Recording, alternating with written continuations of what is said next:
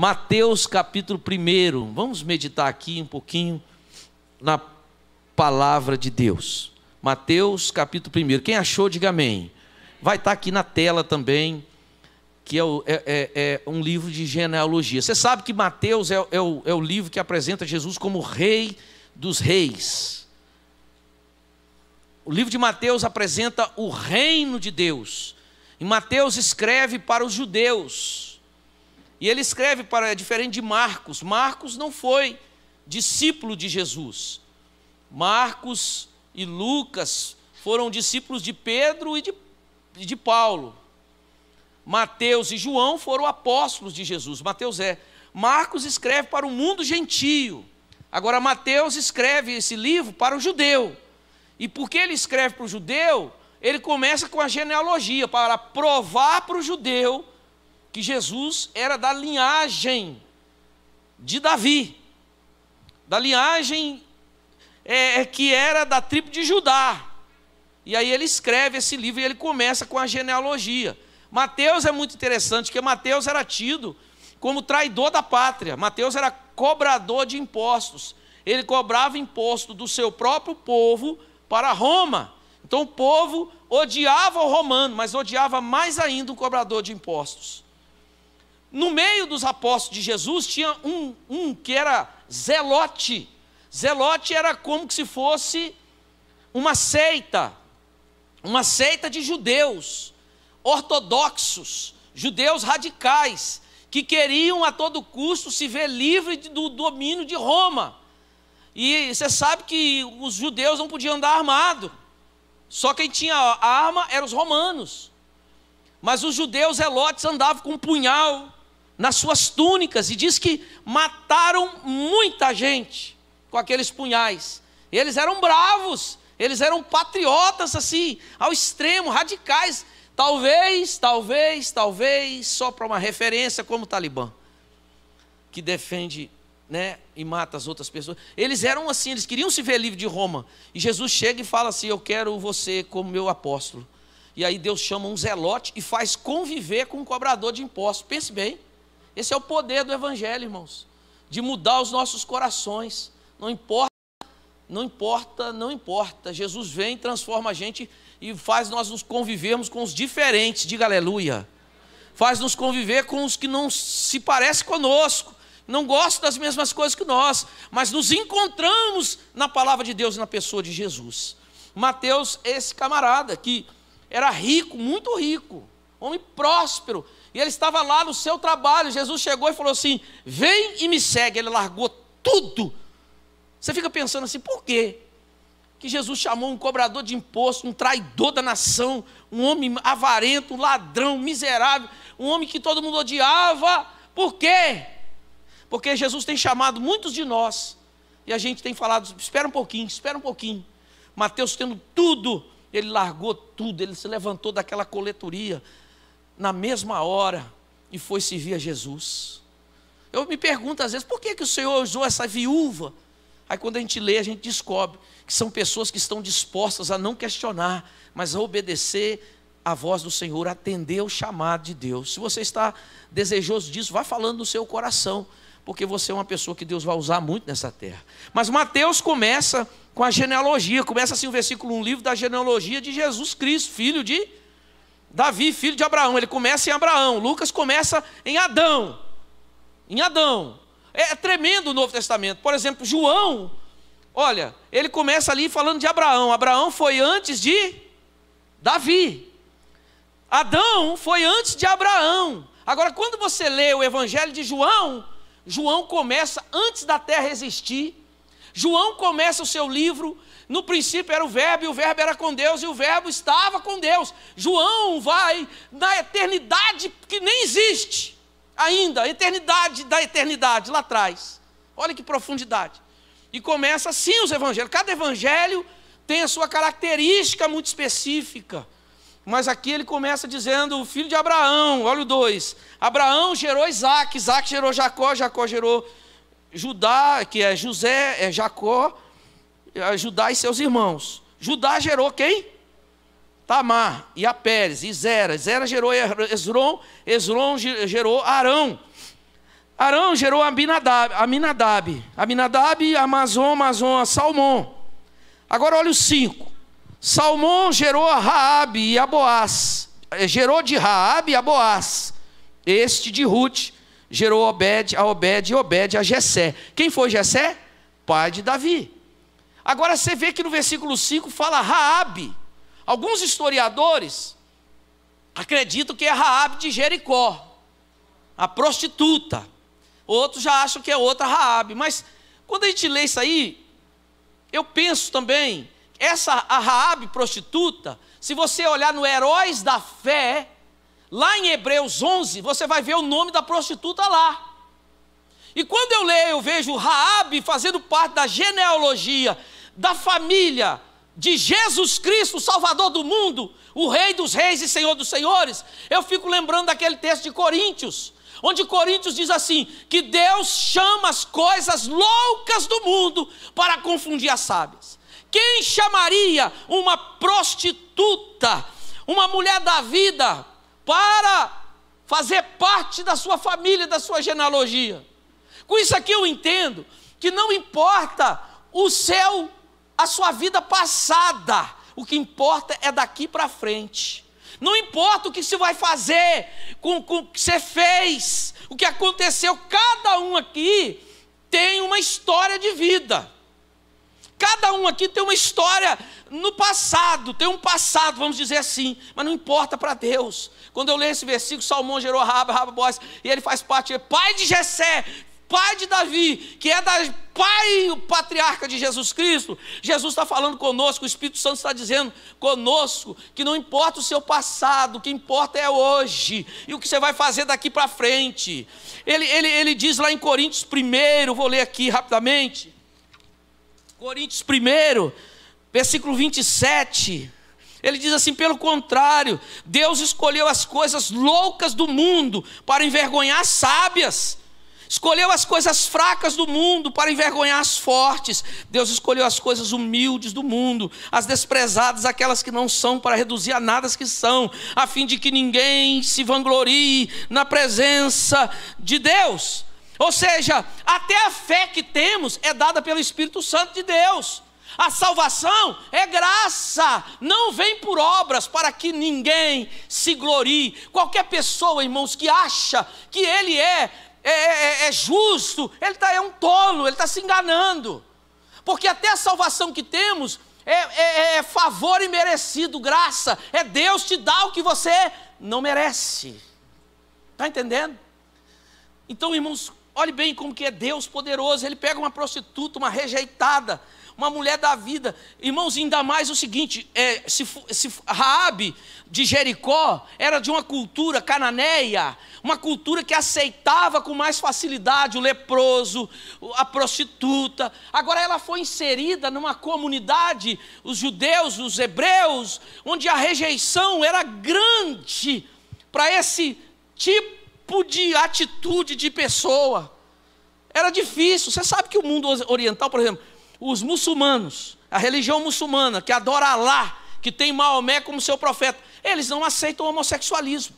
Lá é pena de morte. Aqui nós lutamos pelos direitos humanos, mas lá ninguém fala nada, mas lá se mata.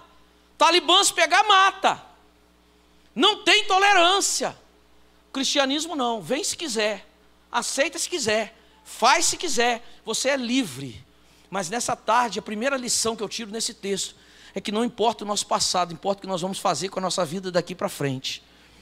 Não importa o que aconteceu, você pode começar uma nova história hoje, como Raabe começou.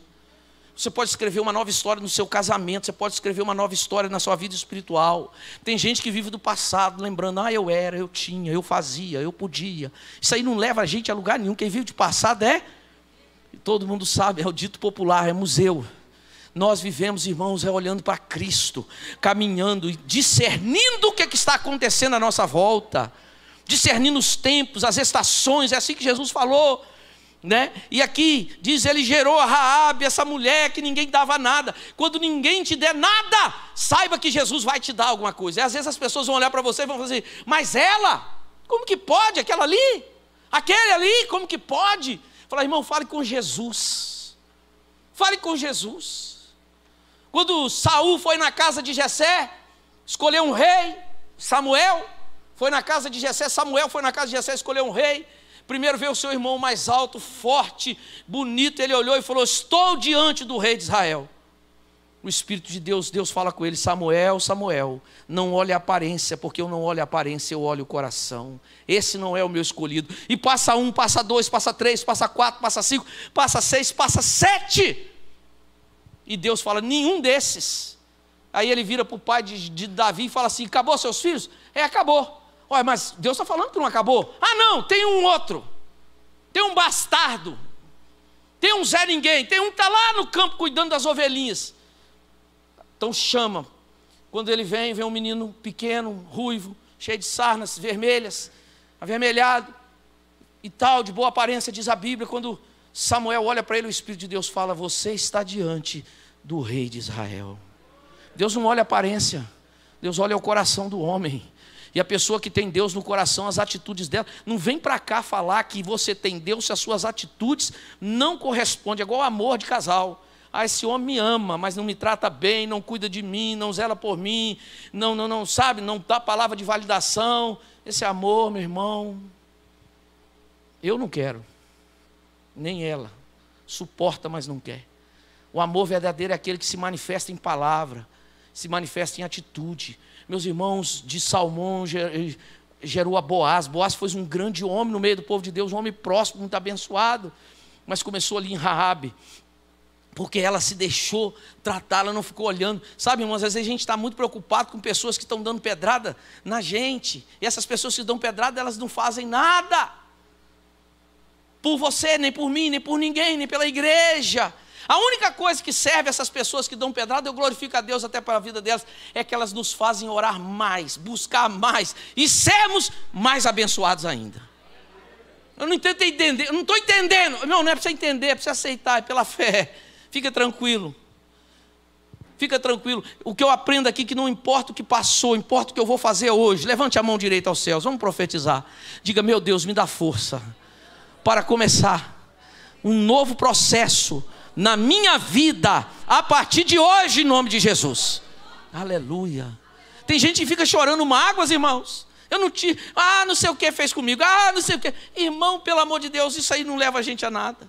Tem gente que fica andando com gente que só sabe chorar mágoas também. Essas pessoas puxam a gente para trás. Essas pessoas têm o efeito âncora. Tem gente âncora, e nós temos que andar com gente que é motor, literalmente, que nos empurra, que nos leva, que nos desafia, que nos emociona, que nos inspira. Pessoas que você chega do lado, começa a conversar, e daqui a pouquinho você está dizendo: eu estou com vontade de buscar Deus, estou com vontade de ir no monte, eu estou com vontade de ir no vale, eu estou com vontade de orar, eu estou com vontade de buscar Deus.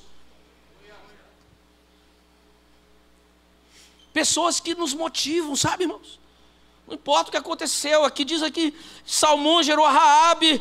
Meu Deus, essa mulher, ninguém dava nada por ela, era uma mulher de vida. Então, se ela ficasse olhando, você, sabe, irmãos, esses dias teve uma pessoa, eu tive o prazer de falar isso. Falar: irmão, essa pessoa já se converteu, tem tantos anos, às vezes 10, 15, 20, e o que você tem para lembrar dela é uma coisa que aconteceu na vida dela há 20 anos atrás. Essa que você está falando eu não conheço, porque eu só conheço outras coisas dessa pessoa. Quem está entendendo, diga amém. É assim as pessoas são Tem gente que tem o espírito do urubu. É verdade.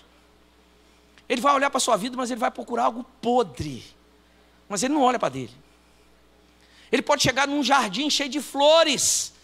Ele pode chegar num lugar bonito, ele vai procurar algo que não presta. Ele se alimenta disso, porque isso é carne. A carne gosta de fofoca, a carne gosta de saber de conversa fiada, a carne gosta de saber assim: fulano não deu certo, fulano não sei o quê. A carne. O Espírito não. O Espírito se alegra com a vitória do outro. O Espírito de Deus, quando o outro vence, ele fala: oh glória, o Deus dele é o mesmo meu. Deus que fez nele faz em mim também. Chegou a vez dele. É mais fácil a pessoa chorar com os que choram do que se alegrar com os que se alegram, meus irmãos. É verdade. Ore por mim, irmão, que eu estou numa prova. Pode ficar tranquilo que eu vou orar e oro mesmo. Ô irmão, eu recebi uma grande bênção. E já começa. Não importa o que aconteceu, importa o que você vai fazer daqui para frente. Quem pegou, diga amém. O segundo versículo que eu quero ler é o versículo 11. Olha o 11. Aí ele continua falando, fulano casou com Beltrano e gerou Cicrano. E vai. Quando chega no 11, ele fala assim, Josias gerou Jeconias, a Jeconias e a seus irmãos no tempo do exílio da Babilônia. Ou seja, por que Mateus registra isso aqui? Porque essa geração aqui nasceu no meio da escravidão. Irmão, pense na Babilônia. A Babilônia não foi fácil. Jeremias falou sobre a Babilônia de Nabucodonosor.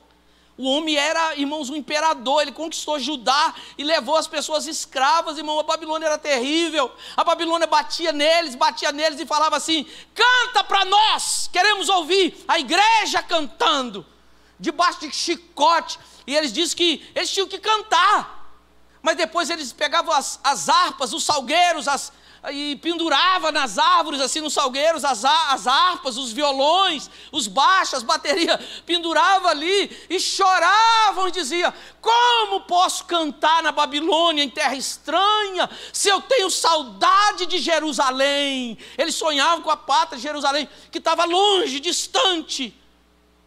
Entende, irmão? Babilônia não foi fácil, não. Os babilônios eram terríveis. Mas as maiores atrocidades. Não sei, não me falha a memória se a Síria ou Babilônia cortava, pegava uma mulher grávida, abria a barriga dela, tirava o bebê, costurava um gato dentro. Fazia montões de cabeça de humanos. Sabe, irmãos? A Babilônia. E lá na Babilônia, Satanás pensou, Jesus, o Salvador, não nasce. Porque aqui eu acabo com a linhagem de Judá. Mas o Espírito de Deus, ele transpõe, irmãos, as grades, as paredes, as barreiras, o tempo. E ele foi lá na Babilônia.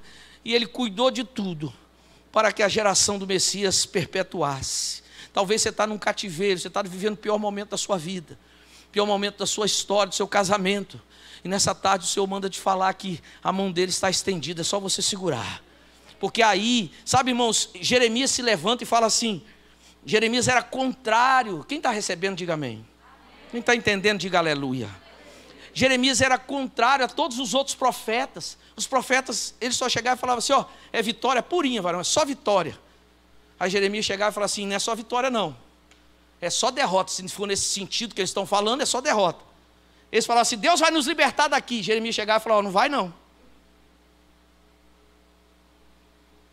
Eles falavam assim, nós vamos sair. Ele falou assim, não vai sair não. E Deus falou que é para vocês que... eu vou construir minha casa amanhã. Aí Jeremias chegava e falava, não é amanhã não, é agora. E é para construir aqui na Babilônia, mas eu não vou morar na Babilônia. Mas Deus está falando que é para construir casa aqui agora na Babilônia. Criar os filhos aqui, botar os filhos na faculdade aqui, estudar aqui.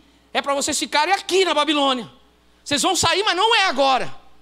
E tem que orar para eles prosperarem.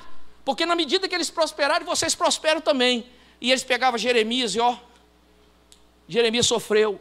A Babilônia foi terrível. Não foi fácil a Babilônia. E aí, quando Mateus vai escrever, muitos anos depois, ele diz, lá no cativeiro, naquele cativeiro babilônico, foi 70 anos, só foi sair lá em Daniel.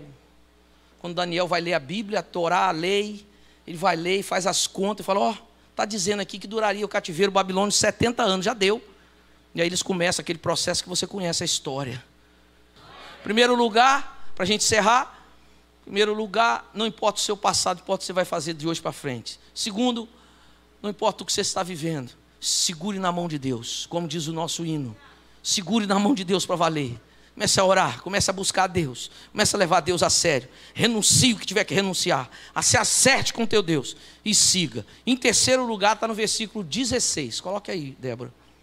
Versículo 16. Vou contar até 3, os irmãos leiam para mim, por favor. 1:16, Débora. 2, 3. Leia aí, irmãos, vai.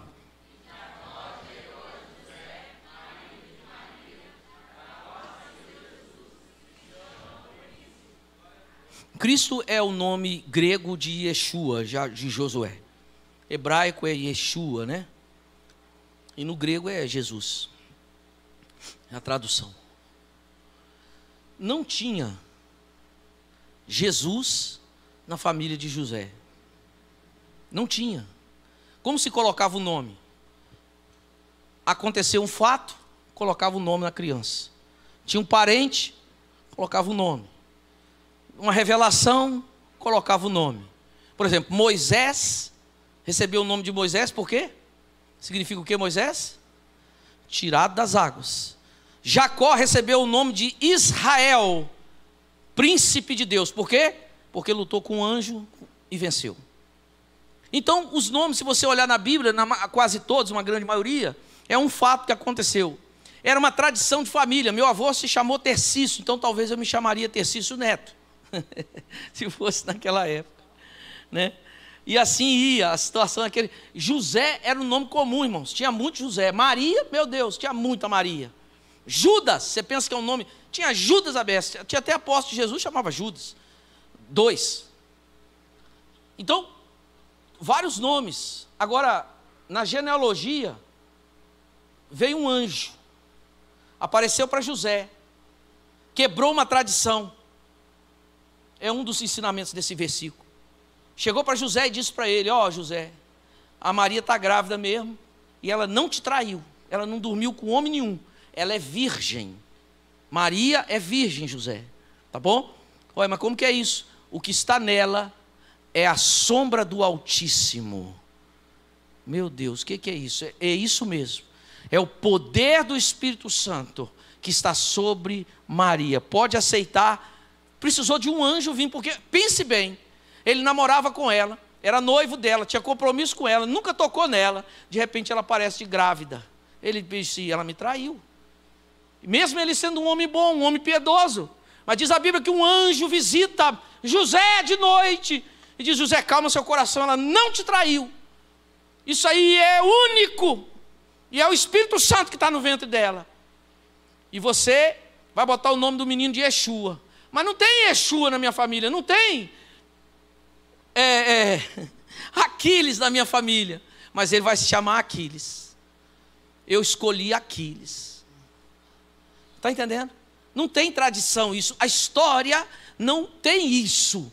Irmãos, Deus tem feito muita coisa que nunca foi feito. A maioria das coisas já foi feito.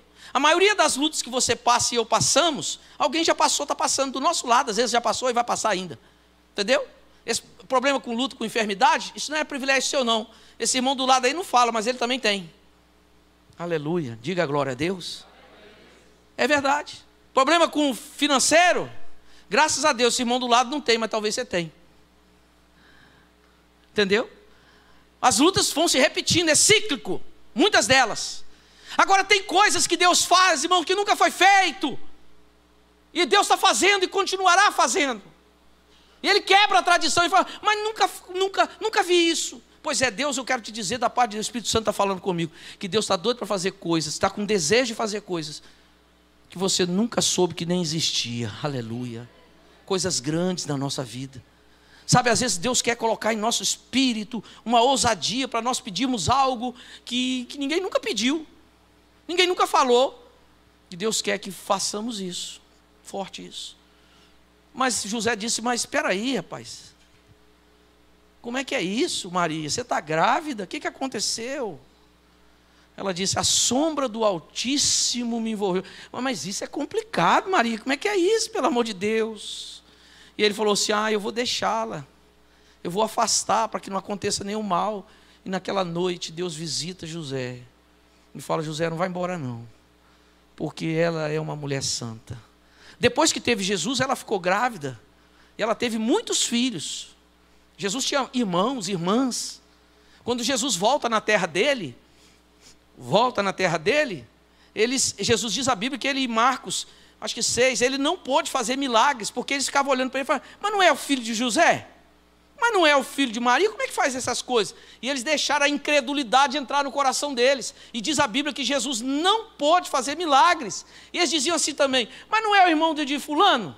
Não é o irmão de Tiago? Tiago, por exemplo, que escreveu lá aquele livrinho pequeno, lá perto de Apocalipse, era um invejoso de Jesus, perseguidor de Jesus.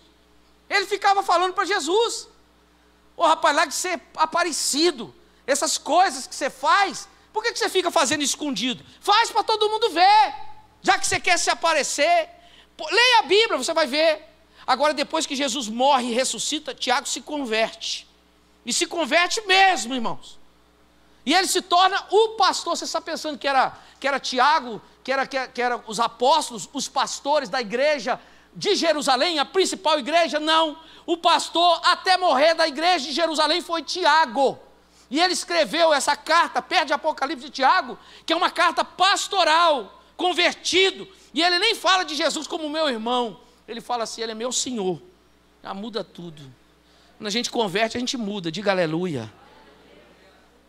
Irmãos, conversão sem fruto, esse trem não funciona não. Vida cristã sem fruto, esquece.